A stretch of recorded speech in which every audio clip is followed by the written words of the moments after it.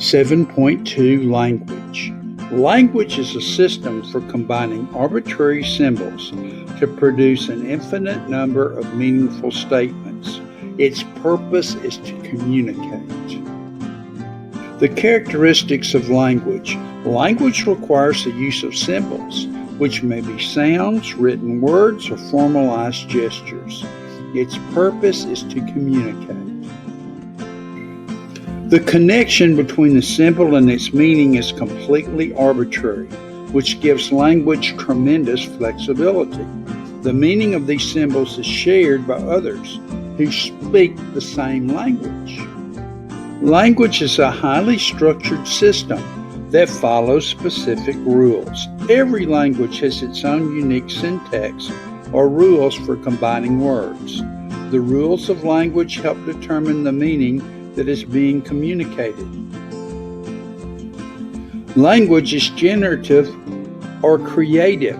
That is, you can generate an infinite number of new or different phrases or sentences. Another important characteristic of human language is displacement, the ability to communicate meaningfully about ideas, objects, and activities that are not physically present. Language can influence thinking in several ways. You interpret words through the use of perception. Using the masculine generic pronouns he and his influences people to mentally visualize a male, even when they know that he supposedly includes both men and women. Thus, using he to refer to both men and women in speech and writing tends to increase male bias. The linguistic relativity hypothesis, or Whorfian hypothesis, argues that differences among languages cause differences in the thoughts of their speakers. Research does not support Whorf's contention that language determines perception and the structure of thought.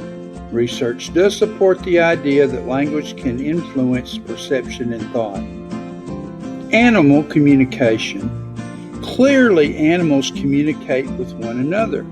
But are they capable of mastering language?